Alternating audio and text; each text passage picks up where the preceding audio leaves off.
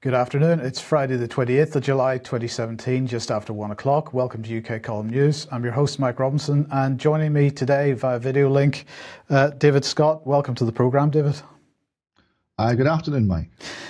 Right, we're going to get straight on, David, with Grenfell Tower. Just one item on this today, and it was this. We were very interested to note that, well, this is securityclearedjobs.com, but this was listed on other job sites as well.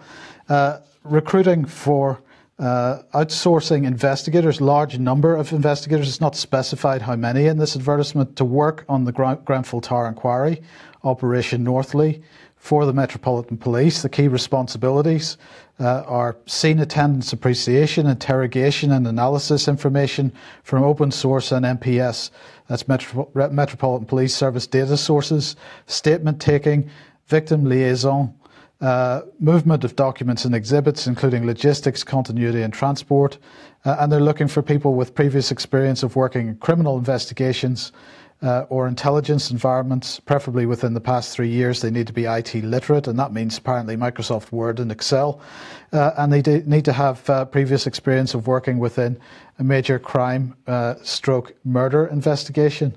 This is quite incredible on the face of it, David, because what seems to be being acknowledged here is that the police don't have the resource or the manpower to resource this investigation. Very strange indeed. The timing alone, the whole issue about investigating a crime is it's got to be done quickly. We don't want information to be lost. We don't want evidence to be destroyed. So we are recruiting now. Now that means that the investigation up until now has not had enough resources. That means that they're struggling. That means that we're going to essentially get to some of this information gathering only months after the event. It seems absolutely extraordinary.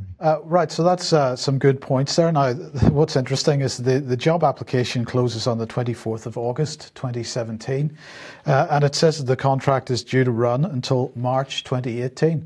I presume it would be renewed if it needs to run on any longer than that, but there clearly are going to be no quick answers here. Yes, and from a staff procurement point of view, I mean, this is quite specialist skills you're looking for.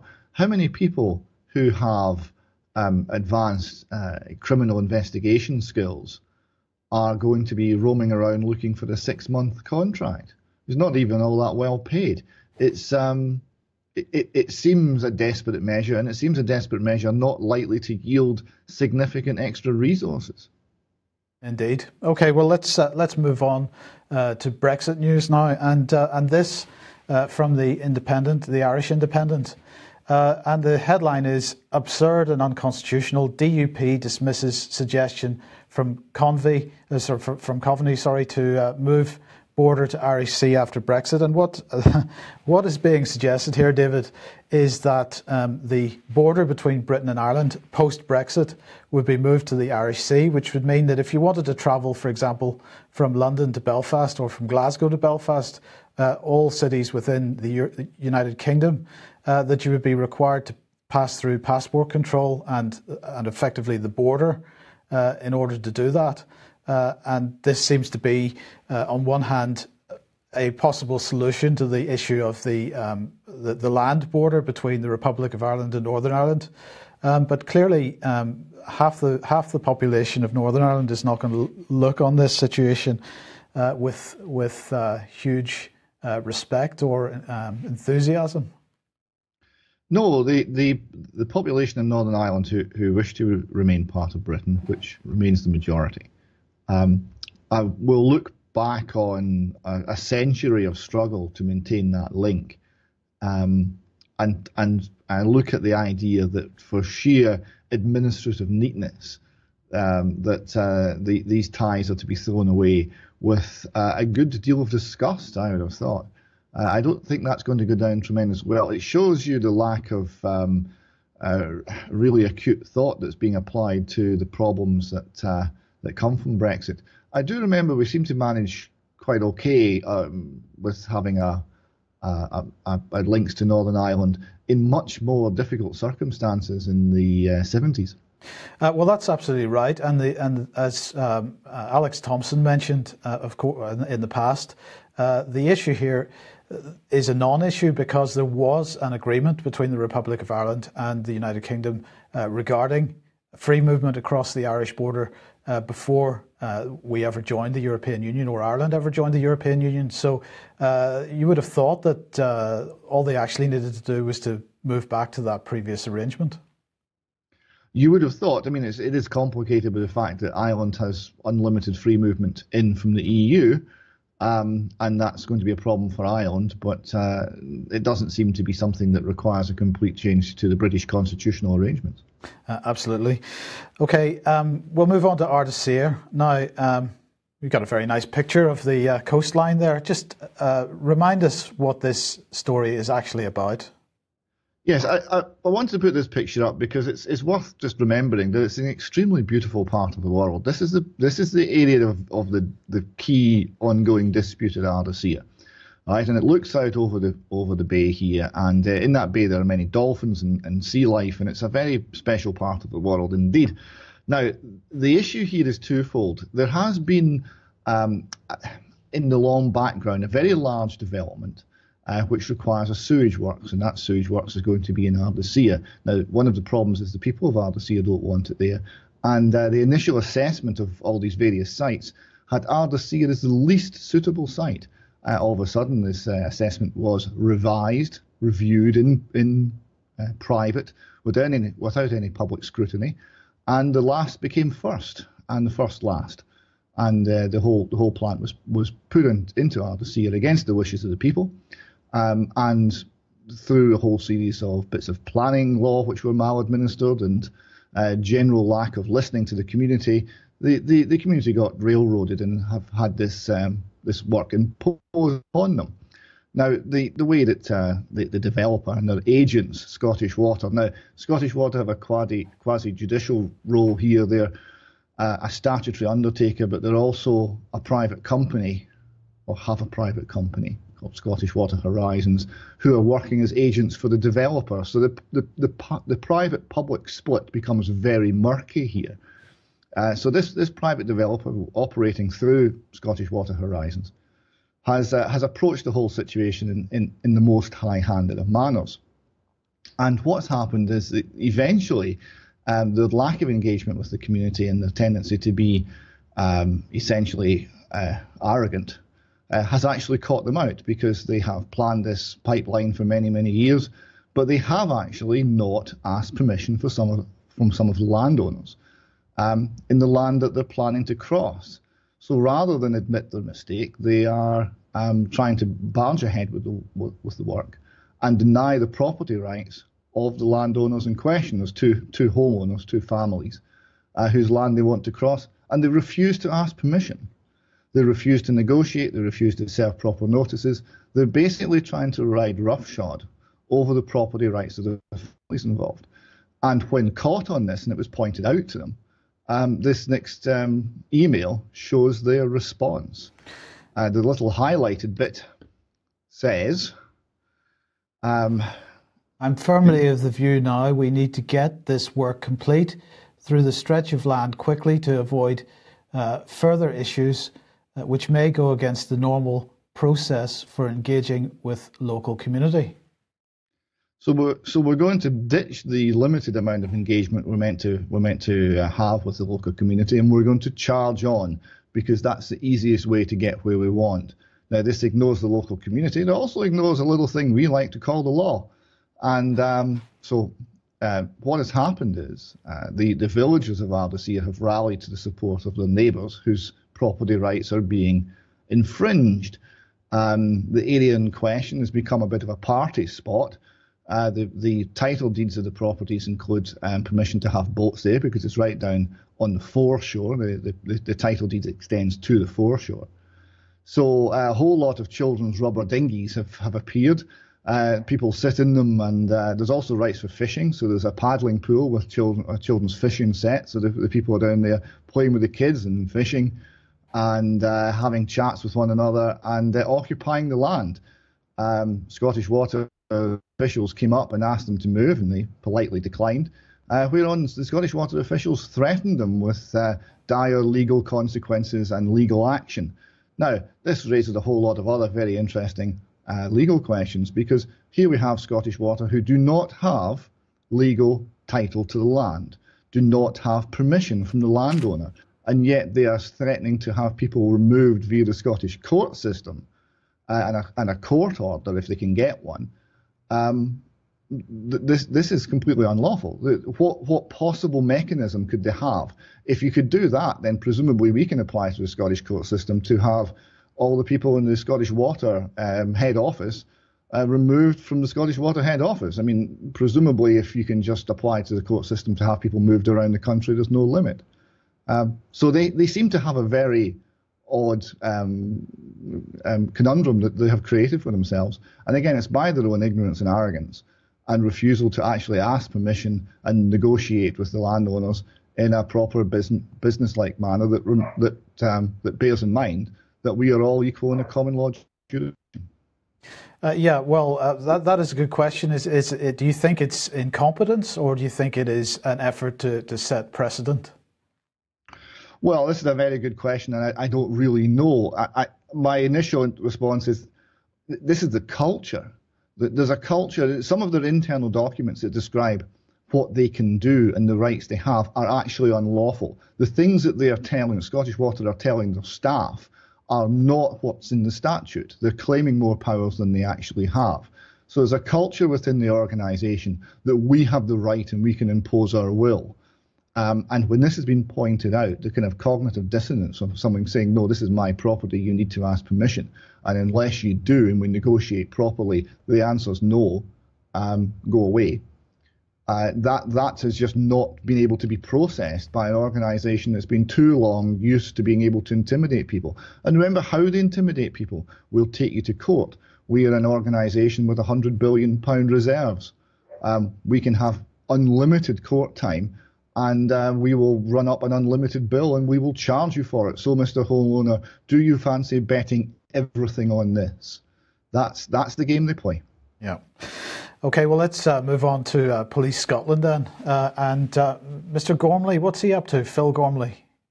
Well, he's been charged with bullying. I'm sure you find this very difficult to believe, but the head of Police Scotland has actually turned out to be in a bit of trouble again. Now, Mr. Gormley was brought in after the catastrophe that was for Stephen House.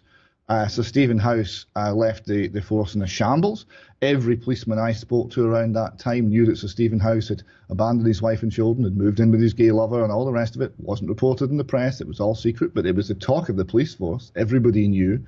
And Mr. House left early. Mr. Gormley came in, and well, now he's been accused of bullying. I think it was a superintendent. So that's being investigated by PERC. And if PERC consider that he is guilty of this, he may have to resign. Or be fired. So we'll see how that works out. The next slide there is the second in command, or the one just before that, sorry. Oh, sorry. The second in command of, this chap here, of Police Scotland, he's resigning. And the Daily Record are reporting that from what they hear, the whole senior management team are on the way out. Mr. Gormley will be leaving early, and a series of other senior managers in Police Scotland are going to leave. So the crisis, the ongoing catastrophe that is Police Scotland seems to be going on.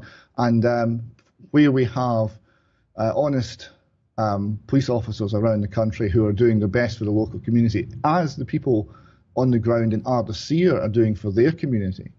The police in Ardasir have been excellent over the events there. I really feel for the police officers because they are not being well led. And who is Rose Fitzpatrick then?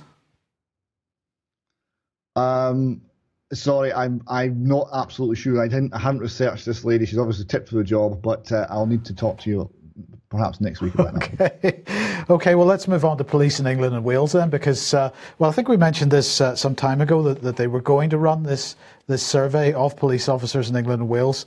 But the Police Federation have, and they represent about 123,000 officers, they are running a survey on whether police in England and Wales want to carry a gun. And the Federation have said that the question of routinely arming police officers is a challenging one and one that regularly crops up, but given the current climate, we feel it time to ask the views of our members again. Policing has changed significantly over the years, not just around the types of crime we're dealing with and greater use of technology, but also the threat, harm and risk to the public and to officers themselves. This survey seeks to determine our members' views to inform our position on the issue of routine arming. Over the last few years, a handful of forces have been surveyed individually on this issue, where we're keen to establish a fresh national view. What's your view, David? I don't think it's their call. I think it's the people of this country who should decide what arms the police carry, because I understood, perhaps naively, that we are policed by consent.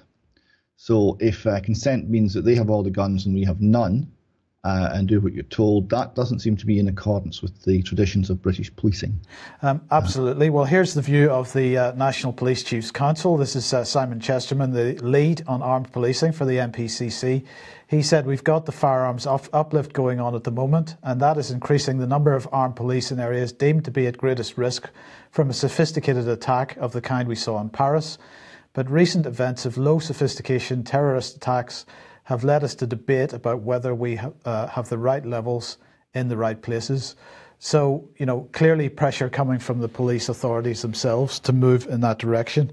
I'm not certain that is something which is necessarily supported by the public at large.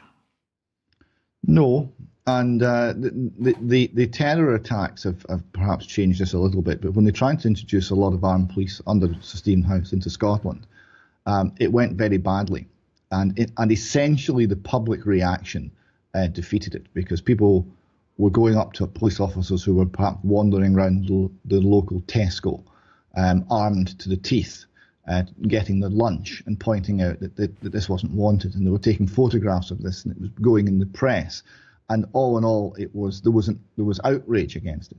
Now, I hope we still have the guts to have that outrage after the terror attacks of earlier this year, and to have a proper debate about how to respond to that, and not simply allow the knee-jerk reaction, oh, we must give up our freedom for our safety, to take over. Yeah. Okay, now let's just have a look at this one. Former Justice Secretary Kenny McCaskill has advocated the creation of secure old folks' homes to deal with the problem. Which problem is that, David? We're locking up too many old people. There is an increasing number of decrepit elderly in the Scottish jails, and they're not able to wash themselves, to look after themselves, to get in and out of bunk beds, and some of them are even wheelchair bound, and the prison service is not equipped to deal with these people. They're in fact spending £1 million a year in Scotland alone, bringing in specialists in elderly care to deliver care packages, and this is social care, to prisoners. So we're locking up people who cannot not actually look after themselves, and then bringing people in to wash them and look after them. Now, this is a very strange situation, and it is, of course, related to child sexual abuse, because why are we suddenly locking up all these old people? Well, this is the historical child sexual abuse cases starting to come through the system, quietly, one by one, but we're seeing the scope of it, the size of it, even with the very limited investigation and prosecution that's been going on. We see the scope of it here in the problems created for the prison service and dealing with the people thus convicted. Okay, well, that's moved us on to sort of health-related issues, and you wanted to highlight this from the Daily Record. This is the ultimate slap in the face. Former soldier lost his legs in Afghanistan, but English hospital will no longer treat him because he's Scottish. Yes. Now, this is very tragic. I mean, he is a young man. He's given his legs. He's in constant pain. He lost 2/3 of his body weight as he was recovering from this injury. I mean, he's given so much for his country, and his country has put him into this situation I think very unwisely, and has an obligation to look after him. And the hospital said that they were ashamed to say it, but they couldn't look after him anymore because he was the wrong sort of British. He joined the British Army, but an English hospital will not look after him because he is resident in Scotland.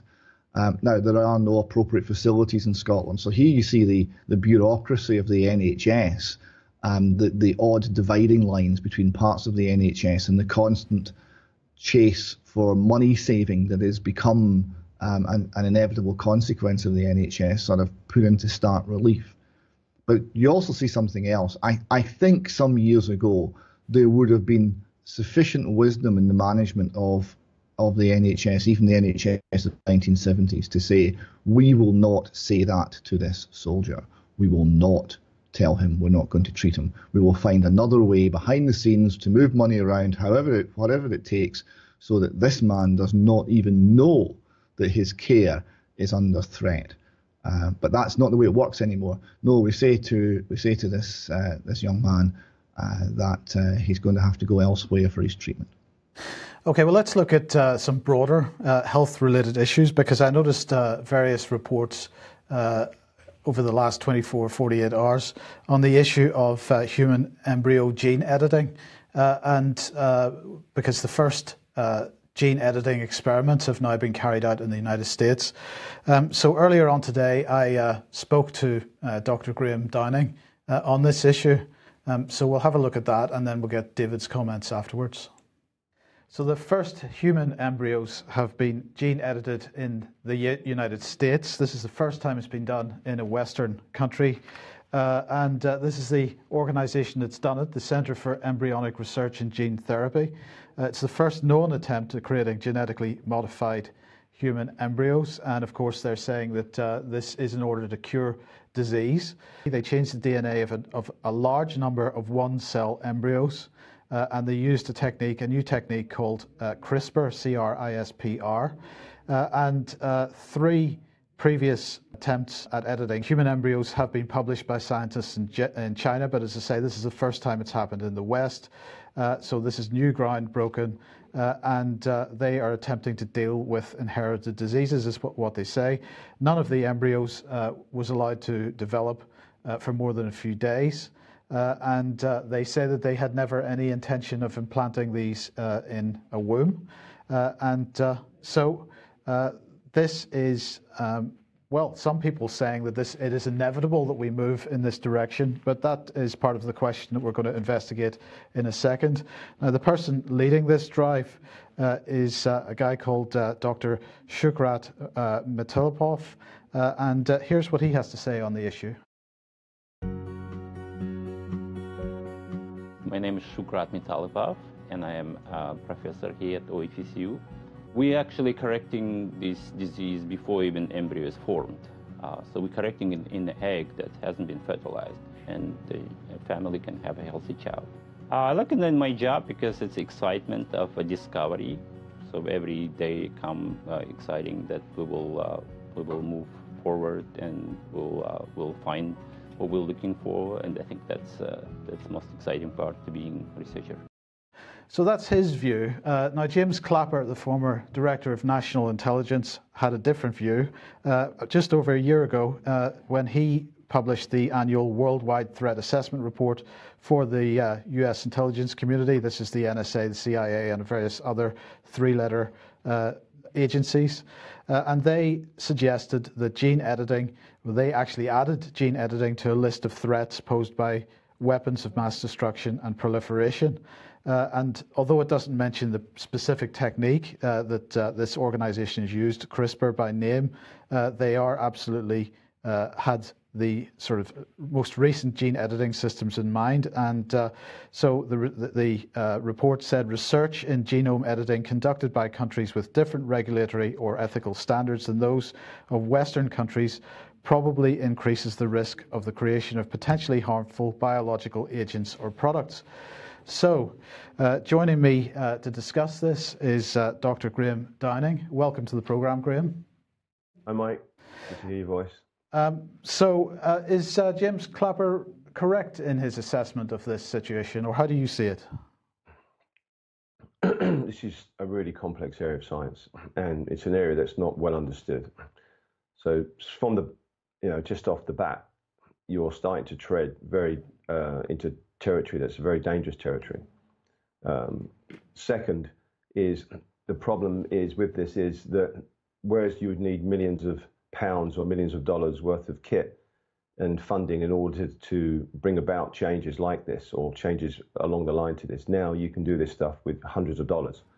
It doesn't cost a lot of money to now start to muck around with this technology, and that's the real problem. I think that's what he's saying is suddenly, and also the thing is that we mentioned this before, you don't need vast space and many technicians. You can do this in a room somewhere and largely go undetected. It's not like it was, this is radioactive material and all that kind of stuff, which I think is heavily monitored.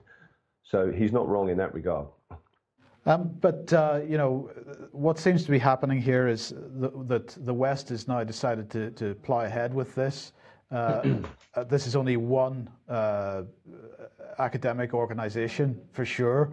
But is it the case that we're starting to move ahead with this because China has decided to? Because if that's the case, then it's starting to look a bit like an arms race.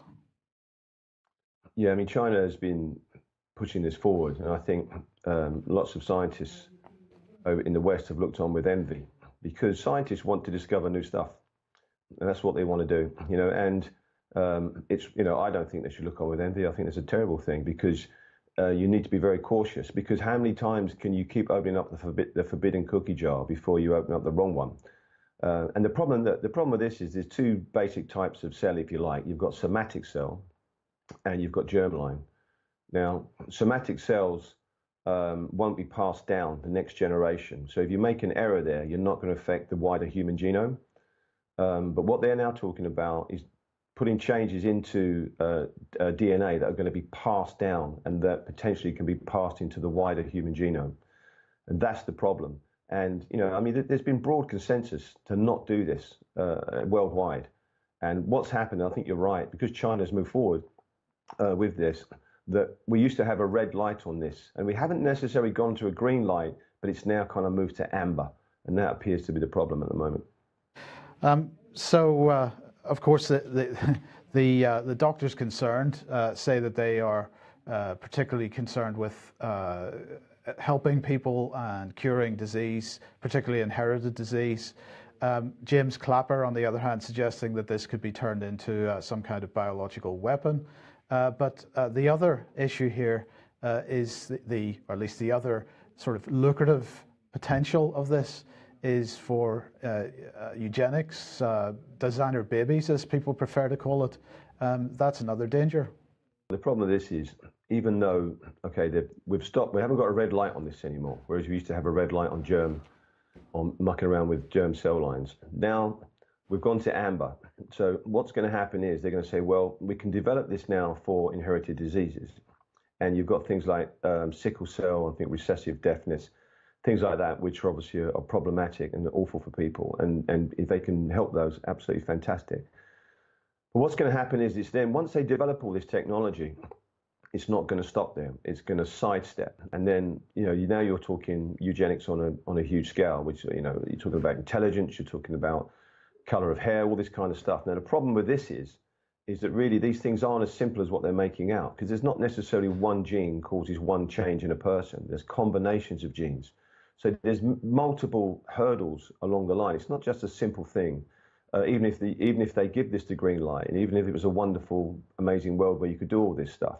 So there's massive technical hurdles to this as well. And I was saying before, the problem is how many times can you go to the forbidden cookie jar before you open up the wrong one and you take a bite of a poisonous cookie? Because that's what's going to happen with this. And as I kind of mentioned before, is that this technology is now available, low scale, is not detectable, and can be done for hundreds of dollars. And this is a huge problem. And I would agree that it does pose a danger. And I think how they're going to regulate this, I don't even think you can regulate this, quite frankly. I think it's a nightmare.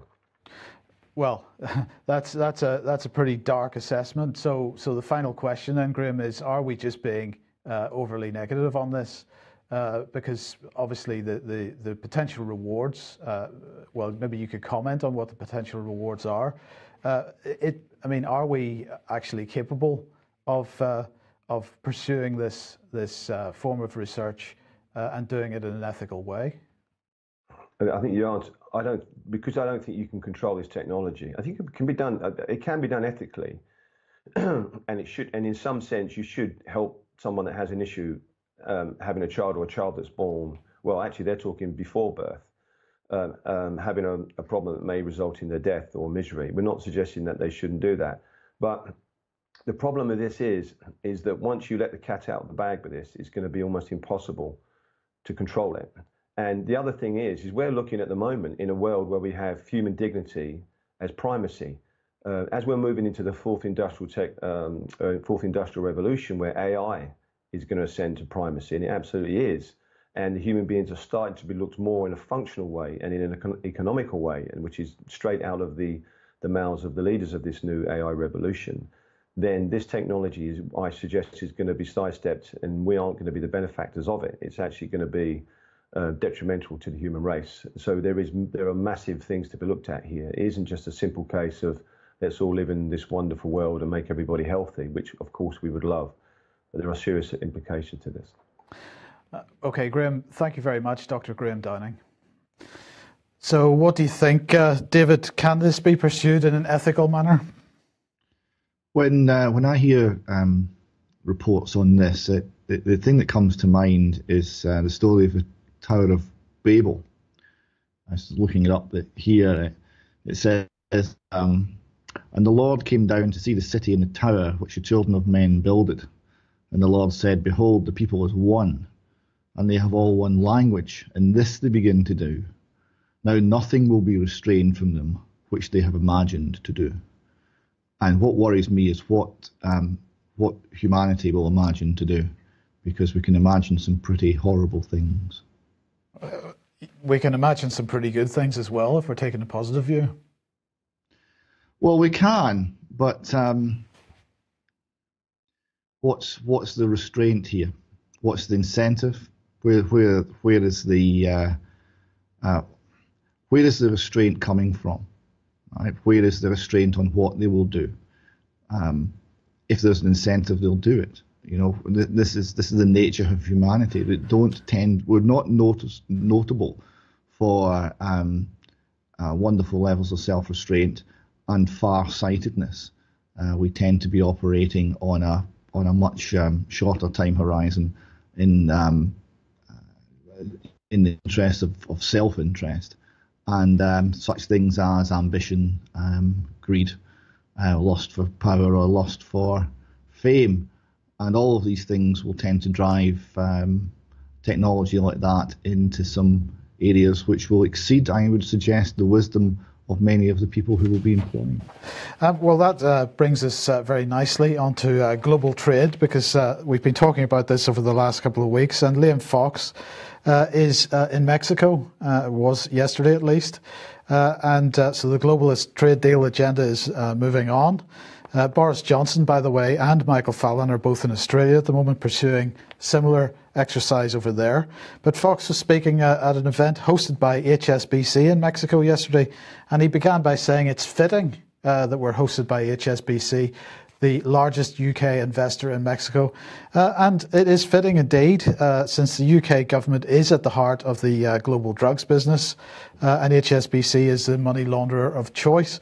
And as we know... And founded by Scottish drug dealers. Absolutely, absolutely. Don't forget that, but we should remember that in 2012, HSBC paid $1.92 billion in a so-called deferred prosecution agreement. This is one of these agreements where they pay a fine, they don't get prosecuted, and then they're supposed to push through certain reforms which are going to make sure they don't commit the same offence again. And so they paid $1.92 billion in 2012 on the issue of laundering money for drugs cartels. That, in the scale of HSBC, was no more than a slap in the wrist, but they did it anyway. But in the meantime, they were expected to comply with certain conditions. And so there was an agreement put in place, the deferred prosecution agreement. but whether or not they're complying with that agreement is still utterly secret. And so one mortgage holder, Hubert Dean Moore Jr. in the United States, tried to get his hands on a 1,000-page report which is compiled by a court-appointed monitor on whether or not HSBC was complying with this agreement. And he had the support of a federal judge in his pursuit. But that has been blocked because, of course, when you've got a key player in the global drugs business, you've got to protect them, don't you? So that's basically what's happened. So I think it's very appropriate that Liam Fox in Mexico was being hosted by HSBC. And we wait to see, whether this particular case continues to be moved along, or whether this is the end of the story, for whether we get any oversight on whether HSBC is complying with the agreement that they made. As I say, in the meantime, Michael Fallon and Boris Johnson in Australia. So here's the Ministry of Defence tweeting out that the Defence Secretary met with the Australian Minister for Defence and Industry to talk about boosting exports and innovation collaboration, #Global Britain, because that's where we're going. And what did Boris Johnson have to say? He said he was talking about global trade agreements in his speech that he was giving yesterday in Australia, and he made this comment. This leads us into the next section, David. But I just thought it was a spectacular comment out of his speech. If you look at the 5 worst current humanitarian disasters in Syria, South Sudan, Somalia, Yemen, and northeast Nigeria, you find that the 3 biggest donors are the US, the UK, and the EU. And I thought, he's telling us something here, because he is admitting, I believe, you may have a different view, he is admitting that the 3 biggest donors, being the US, the UK, and the EU, pushing money into these areas, they are creating these humanitarian disasters and this war and conflict, because that's what drives global trade, with the military-industrial complex at its heart. Yeah, the aid is toxic. The aid is harmful. It's the helping that's killing these people. We need to stop helping. Right? Stop helping us in this way. Because free trade, they call it free trade, of course. Free trade is what helps in Africa and the Middle East, because you get all the advantages of an international scale division of labor. But we don't have free trade. We don't have anything like it. The American Heart Association, has declared that coconut oil is deadly, it kills you, which is nonsense, and far more harmful grain-based oils, which are made in the United States, and where there's a financial incentive to back up that industry, they should be consumed instead. So you have this lie upon lie upon lie. And as soon as you start saying, well, we're not going to have free trade exactly, what we're going to have is regulated trade, and we're going to have the benign hand of government controlling things and limiting what you can do, and excluding some products and subsidizing some products and putting tariffs on some products in their wisdom. Then the next thing that happens is those powers are captured by powerful vested interest companies like HSBC, and the whole international trade environment gets more and more skewed, more and more controlled to the benefit of the well-connected. Yeah, but David, this is what the rules-based international order is. This is what they mean by that. Yes, it's the golden rule. He who has the gold makes the rules, and that way he keeps the gold. It's not free trade. They will constantly call it free trade. We shouldn't allow them to use big words they don't understand. Yeah. Okay. Well, look, we'll just remind everybody of Yemen and the war that continues in that part of the world. Foreign Policy magazine here pointing out that the war in Yemen has killed or wounded 4,000 children in recent days and months. More than 90 civilians, 25 children died in one single airstrike in March 2016. 10 more children in another airstrike on a school. This is all Saudi Arabia, one of our greatest free trading partners, particularly in the arms industry.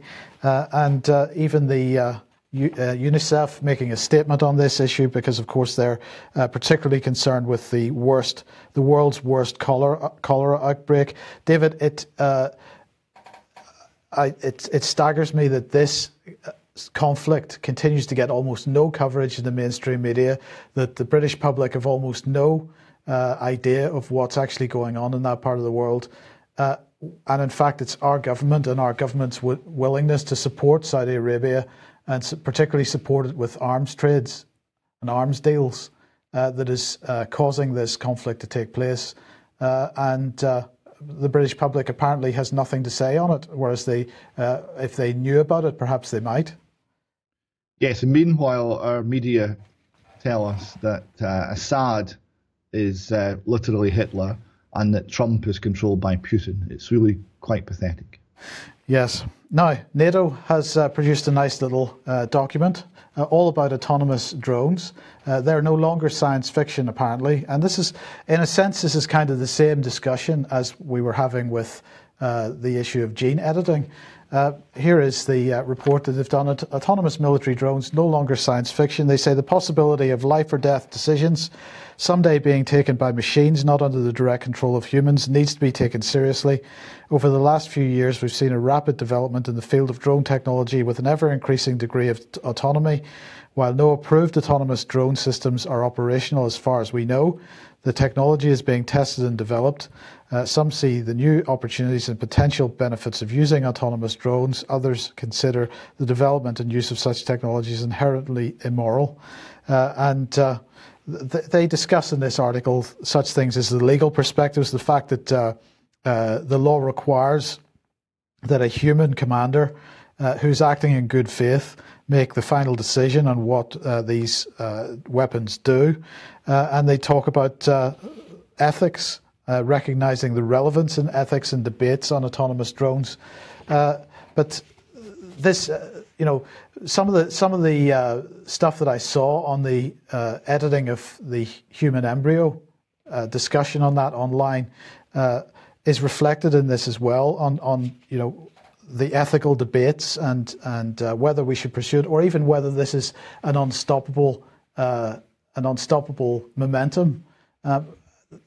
It is incredible how there's these ideas are being pushed forward, particularly by the sort of tech giants, without any real debate in public, it seems. Yes, the debate is absent. The questions are absent. We haven't even got people in our parliament, or we've got terribly few, occasionally one or two, who have the ability and the strength of character to stand up and refine the question. Keep asking the questions and refine the questions to reveal what's really going on here. No, none of that. We seem to be sleepwalking into some very difficult areas. I mean, we're talking about life and death. We've already gone through the point where drone strikes have been ordered on, in the case of America, American citizens without any due process. Due process has now been redefined as, well, some people had a meeting and decide you die. So you die. That's now due process. So the law's gone. And as the technology continues, well, the law, it would seem, will continue giving ground. So that all the rights that we fought, our ancestors fought so hard to establish, will be swept away. Absolutely. Okay, David Scott, thank you very much for joining me today. Thank you for joining us. We will be back at the same time on Monday, 1 p.m, ukcolumn.org/live. Hope to see you then. And in the meantime, have a great weekend. Bye-bye.